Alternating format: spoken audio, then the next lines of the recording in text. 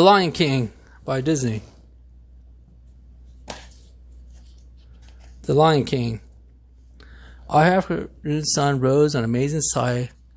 Giraffes, zebras, elephants, and animals, all kinds gathered at the bright rock. This was an important day. King Mufasa and Queen Sarabi watched Rafiki, the wise balloon, present a newborn son to the kingdom. The animals cheered and bowed for their prince Simba. But one family member did attend the celebration. Mufasa's brother Scar. Scar was angry with no longer next to him in line with the be king. Mufasa and his assistant Zazu went to ask Scar why he had missed the presentation of Simba. Oh, it must be a slip of my mind, Scar sneered, and he walked away. Simba grew into a playful and curious cub. Early one morning, Mufasa brought Simba to the top of the Pride Rock. Everything that the light touches in our kingdom, he told his son. One day the sun will be set on the time where we rise and a new king. Wow, cried Simba. But what about the shadowy place? You never go across the border, Simba? Mufasa sternly. But I thought the king would do whatever he wants, said Simba. Mufasa explained, there's more than being a king than getting your way all the time. You need to respect all creatures. We were all connected to the great circle of life. Simba tried to listen, but they were busy chasing grasshoppers and practicing his pounce. Just then, Zazu arrived with important news. Hyenas had crossed into the Pride lands. Mufasa's ordered Zazu to take Simba home, then run off to battle the hyenas. I never get to go anywhere, Simba complained. Back at home, Simba went to his uncle's car. My dad just showed me the whole kingdom, the cub bragged, and I'm going to rule it all. Did he just show the place behind the border? Scar sighed.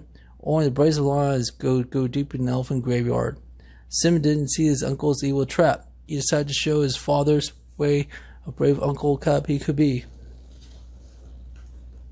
Simba set out to find his best friend, Nana.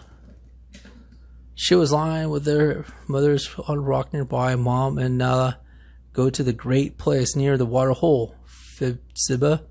As long as Zazu is going with you, answers Saruba. We're going to ditch Zazu, Simba whispered to Nala. We're really going to an elephant graveyard. Sounds exciting. Simba and Aloud laughed as they ran in and out of the animal herds to escape the Zazu. We lost him, cried Nala.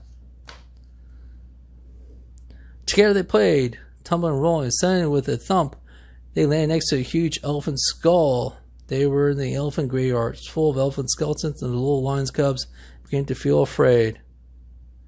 Zazu caught up with them. It was too late. Banzili, Shanzili, and Ed, 3 drooling hyenas with sharp teeth, surrounded them. The hyenas grabbed Zazu first. Why don't you just pick on some of your own size? Shouted Simba. Then one tried to catch Zaa, but Simba swiped his claws across the hyena's cheek. Suddenly, a tremendous roar struck the ground. It was Mufasa. His giant paw struck the hyenas as he growled. If you ever come near my son again, the hyenas, I'll run away before he could finish. Mufasa scolded his son on his way home. You disobeyed me, Simba. I was trying to be brave like you, Dad. But Simba softly, being brave doesn't mean to go looking for trouble, replied Mufasa. Then Mufasa told Simba how the kings look past down from the stars above. They all always be there to guide you. So will I. Scar was angry with the hyenas, told him that Simba had escaped, but he quickly came up with a new plan to get rid of Simba and his father. I will be king, he cried. The next day, Scar found Simba. Your father has a prize for you, said. Scar led Simba down the gorge and to wait here. Then Scar assigned hyenas to frame up the herd of beasts. He packed up animals, wiped toward Simba, hearing the thunder of roars. Mufasa looked into the gorge and saw his son. He leaped down and saved Simba's life. Simba was safe. Mufasa was still in danger, As he tried to climb away from the stampede, the rock stumbled beneath him.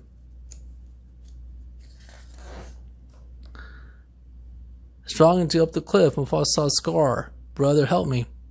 Scar dug his claws deep into Mufasa's paws and whispered, "Long live the king." Then he let Mufasa go and he disappeared beneath the herd below. Simba had only seen his father had fallen. When the stampede was gone, Simba ran to Mufasa. He tried to wake him, but the Lion King was dead. "Help!" cried Simba.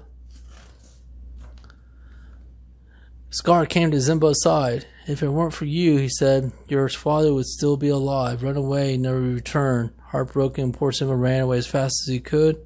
Scar tempted hyenas out to kill Simba. The cub escaped them once more. Scar was certain that Simba was dead. He sped back to the Pride Rock and told everyone the news. "It was very hearty glad that I become your new king. Everyone in the Pride Lands mourned for the beloved king and Simba." Meanwhile, Simba was far away from the Pride Lands. The ground cracked beneath him. The hot sun beat down. The vultures cried above his head. Exhausted and unable to go any further, father slumped to the ground. After a long while, Simba awoke. Everything around him looked different. There was trees and grass and flowers instead of desert. A bird named Timon, warthog named Pumbaa, had brought him to his home. "You nearly died," said Pumbaa. "We saved you," cried Timon. Thanking him, Simba stood up and started to leave. Pumbaa asked Simba where he was from, but Simba didn't know how to answer. He did something terrible. "But I don't want to talk about it. You gotta put your troubles behind you, kid," said Timon. "No past, no future, no worries. Honka Muta." Simba decided to stay with his new friends. Years passed, and Simba grew into a young lion and had lots of fun with his friends Timon and Pumbaa. One night, while looking at the stars, Simba remembered his father's words. "Someone once told me that the great kings of the past are up there, watching over us," he said to his friends. The next day, Pumbaa was chasing a bug with a fierce lioness sprang from all tall grass. He screamed away, but he got stuck beneath a fallen tree. "She's got to eat me!" Simba heard the friends' cries and rushed to help. Simba rushed to the lioness. It was realized she was his old friend, "Oh, Nana. You're alive," she said happily. "That means you're the king." Nana told Simba that how Scar destroyed the Pride Land. "Simba, if you don't do something, everyone will starve. I can't go back," Simba angrily. He turned and walked away. Simba thought about what Nana had said. "I won't go back," he said to himself. "It won't change anything." Just then, Simba heard a chanting song from the jungle. Rafferty the baboon came walking toward him. "If you want to see your father again, look down there," Rafferty said, pointing to the pool of water next to him. Simba saw the face of the father starting him back at him. "You sure? He lives in you." Now Simba looked up and saw father's face in the stars. Heard his voice. "Look inside yourself and remember who you are now, my son, the one true king." The next morning, Reverends Aloud, Timon, and Pumbaa had gone back to Simba and returned to the Pride Lands. "He's gone back to challenge his uncle," cheered Nala. When Simba reached Pride Lands, he was saddened by what he saw. The home that was once green and beautiful had turned barren under Scar's rule. Bravely, Simba continued on his journey.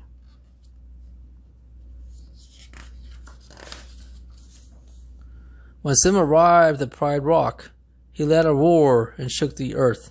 Scar was surprised and finally thought it was the hyenas that killed Simba long ago.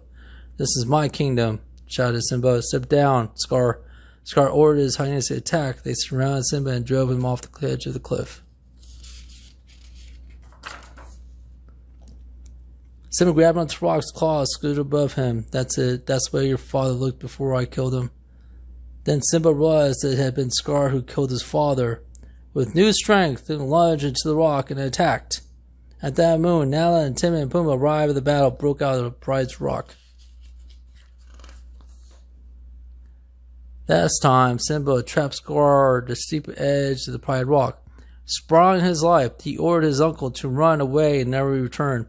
Scar pretended to leave, but then turned and lunged at Simba. Simba swiped his great paw. Scar fell to death in his gorge below.